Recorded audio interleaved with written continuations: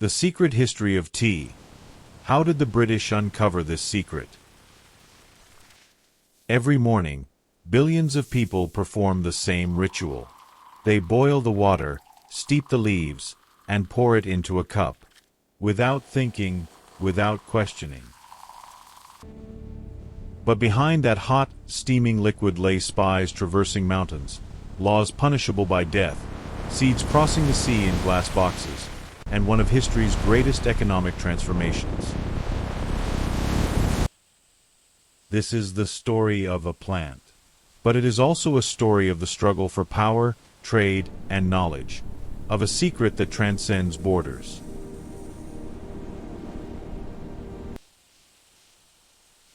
The drink of the gods. The origin of tea and China's great secret. 2737 BC, China. Shin Nung rests in the shade of a plane tree.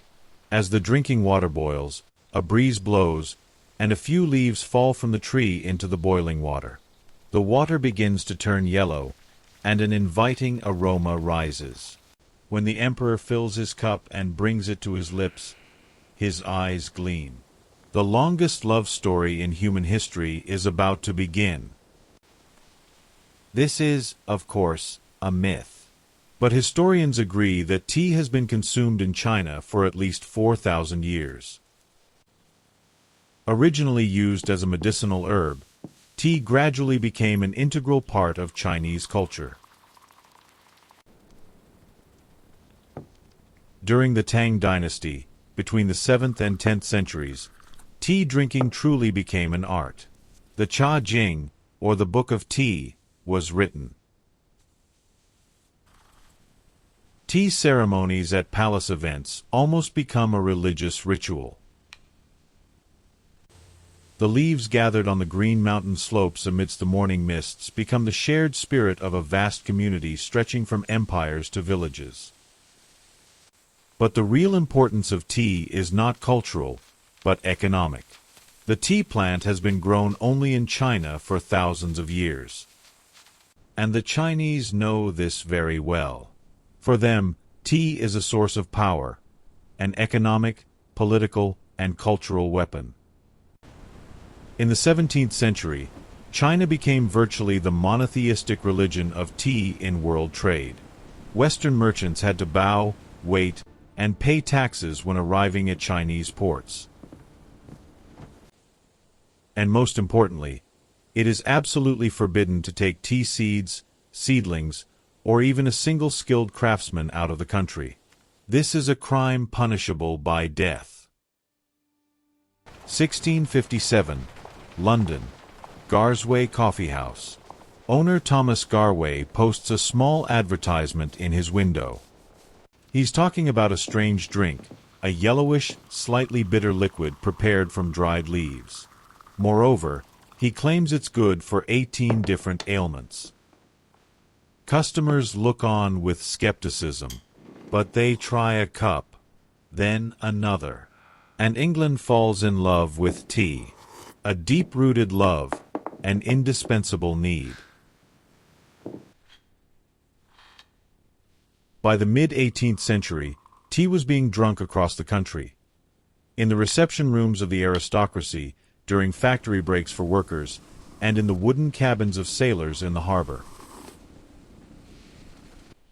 A poor family may not be able to afford meat, but they can't give up their morning tea. And here's where the big problem arises. The tea only comes from China. And China was imposing increasingly difficult terms on the British in trade. Even harsher, Britain was obliged to pay in silver for tea. Every year, tons of silver flowed into China, slowly depleting the British treasury. The East India Company comes up with a crazy solution: selling opium to China. Opium grown in India is secretly smuggled into China. Addiction increases, and the flow of silver reverses. China resists. One of history's darkest wars breaks out, the Opium Wars. But amidst all this negotiation, war, and manipulation, British strategists are having a completely different idea. What if we could grow our own tea? Britain possesses a vast territory, India. The climate in the foothills of the Himalayas, the humid highlands of Bengal, and the tropical rainforests of Assam might well be suitable for tea cultivation. But the problem is, the British know almost nothing about tea. Where will they find the right seeds? How will they grow the plant? And most importantly, how will they extract this secret, skillfully guarded for thousands of years, from China? The answer to these questions will come with a single man who, on a cold autumn morning in London in 1848, began waiting at the gates of Kew Gardens. Robert Fortune and the Impossible Mission. Robert Fortune, born 1812 in Berwickshire, Scotland, was the son of a humble farming family. His early years are spent surrounded by the smell of the earth. His ability to identify plants sets him apart from everyone around him. After training at Edinburgh Botanic Gardens, he began working at London's legendary Kew Gardens. In 1843, the Royal Horticultural Society sent him to China. The mission seemed simple: collect ornamental plants, find rare flowers, and return to his country. But Fortune's way of exploring China is far from ordinary. She fights pirates. She infiltrates inland areas closed to outsiders. She sleeps in the forest at night. She learns Chinese, observes, and takes notes. By 1848, Fortune had become the Englishman who knew the most about China. And the East India Company was looking for just such a man. In the autumn of 1848, Fortune was summoned to a secret meeting with the company's executives in London. The offer was clear and involved deadly danger. He will enter China, find the finest tea seeds and seedlings, convince skilled craftsmen to take them all to India. He will never reveal that he is a foreigner. Entry into the interior of China is forbidden for foreigners. If caught, the consequences could be severe. Fortune does not hesitate. The preparations are being made meticulously. Fortune gathers her long hair back, tying it into a Manchu-style pigtail. He puts on a loose, silken Chinese garment and a Mandarin hat. He will act as if he were a wealthy Chinese official from a distant province. He finds several trustworthy Chinese servants who will provide him with cover in terms of both language and disguise. In the autumn of 1848, Fortune departed from Shanghai port. This is his third entry into China, but it's fundamentally different from the first two. He's no longer a botanist, but a state spy.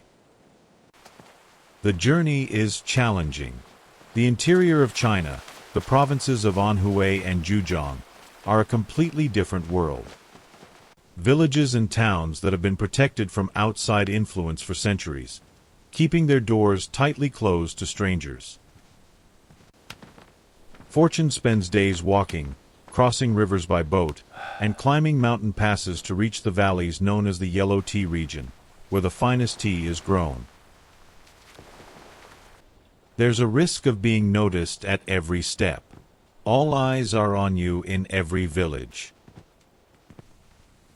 But Fortune proves to be a brilliant observer. She not only collects the seeds, she secretly documents every stage of the tea processing. And then he discovers a great secret that no European had known until then. Green tea and black tea are made from the same plant. The difference lies in how the leaves are processed. Black tea includes a fermentation step. Green tea omits this step. This discovery alone is revolutionary. For years, Europeans believed that two different plants existed. Fortune shatters that myth. He meticulously records everything he sees in his notebook: roasting techniques, drying methods, fermentation steps, seed preparation. These notes would later become the cornerstones of the tea industry in India. But the real problem is transportation. Tea seeds are incredibly fragile. They die very quickly during long sea voyages. Chinese plant shipments in the early 19th century consistently failed for this reason. Seedlings and seeds were loaded onto ships, exposed to salty sea air during months-long voyages, and arrived at port dead. And this is where a Victorian genius comes in: Dr. Nathaniel Bagshaw Ward. Ward made an important discovery by accident in 1829. He sealed a butterfly cocoon in a glass jar and a few months later found ferns growing inside. The enclosed glass environment creates its own water cycle. Water that condenses during the day drips back into the soil at night. The plant lives with almost no external interference. Ward is developing this further and producing portable glass cage cases. It's called the Wardian box. These boxes make it possible for plants to survive long sea voyages. Fortune expertly utilized Wardian boxes in its massive 1851 Shipment, transforming the ship's deck into glass greenhouses. The result is incredible. A total of approximately 13,000 live tea seedlings and more than 17,000 tea seeds are being delivered to the foothills of the Himalayas. They are accompanied by 6 experienced Chinese tea masters, people who know and experience the entire process, from fermentation and roasting to drying and blending. This operation is one of the most successful in the history of modern industrial espionage. And strangely, it's hardly ever talked about today.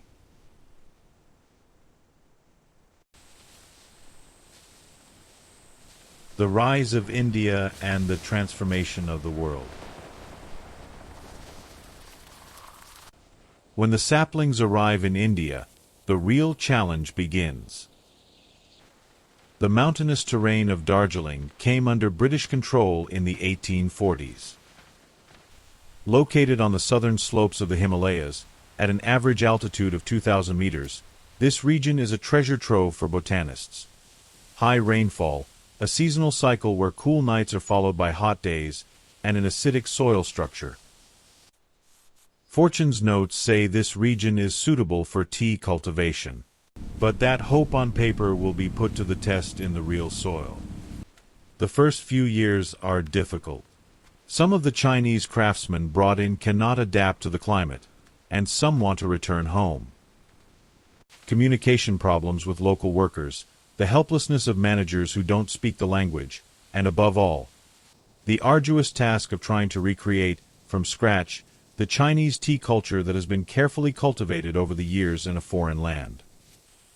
But patience pays off.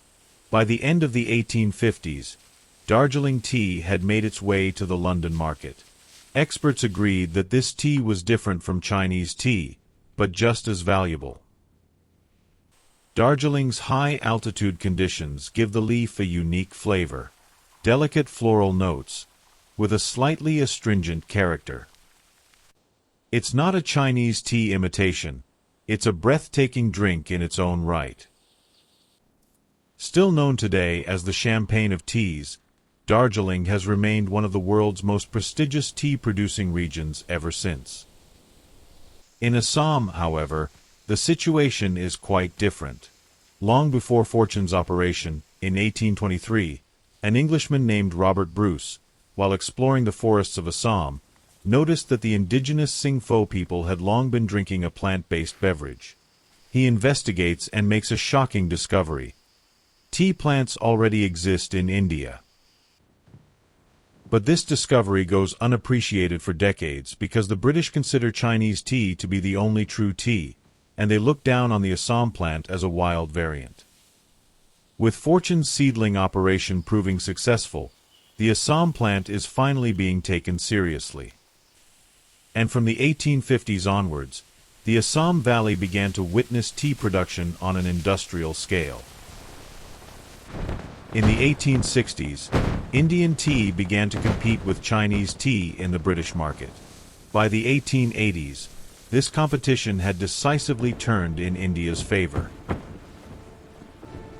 By 1900, the vast majority of tea consumed in England came from India and Sri Lanka. China's century-old monopoly has been broken, and this break happened silently, without weapons, without war. Only seeds crossed the sea in glass boxes. The opening of the Suez Canal in 1869 dramatically shortened the distance between India and Europe. Tea could now reach London from Calcutta in weeks. Factory-type processing machines, developed in the 1870s, both increase speed and reduce costs. Tea is no longer just a drink for the wealthy. It's a daily ritual for ordinary people all over the world. But there is also a shadow side to this story. A side that cannot be ignored, a side that must be kept silent about. The tea plantations in India are built at a great human cost. Assam needs cheap labor to clear its forests, build infrastructure, and operate its orchards. Workers brought from different parts of India are often bound to these orchards with deceptive contracts. The 1882 law effectively forbade workers from leaving the plantations. Working conditions were harsh, wages low, and epidemics caused widespread devastation. Behind the elegant cups of Indian tea lay the sweat and suffering of these people. This is the dark reality that lies beneath the glittering narrative of Fortune's story. Today, an estimated 3.7 billion cups of tea are consumed worldwide every day. India accounts for approximately 23% of global tea production. Darjeeling leaves are still among the most expensive teas in the world. Sri Lanka's tea plantations were established using a process similar to Fortune's operation, and today they form the backbone of its exports. And China. China is still a major tea producer, but it's no longer a monopoly. The seeds contained in Robert Fortune's glass boxes have shattered that monopoly forever. Today, we call Fortune's actions biological piracy. It's the unauthorized use of a country's natural resources and traditional knowledge by another party. This issue remains central to international law debates and is still on the agenda of the United Nations. So who is to blame? Are the British, who stole tea from China, to blame, or is it China, which holds a monopoly on tea? The answer to this question depends on one's perspective. Fortune later described this mission rather superficially in his books.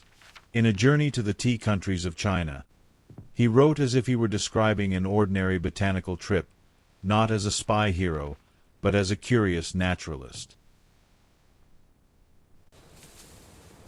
His legacy extends beyond just India's tea industry. It represents a landmark event that remains a precedent in discussions of global trade, biodiversity, and national sovereignty. That warm, steaming liquid you pour into your cup every morning, the most modern version of a flavor brought to the world from the foothills of the Himalayas, from the misty valleys of Assam, after an expedition that once seemed impossible. It has always been that way, ever since that legendary moment when the wind dropped a leaf into boiling water. If you enjoyed the video, don't forget to leave a comment and subscribe to the channel.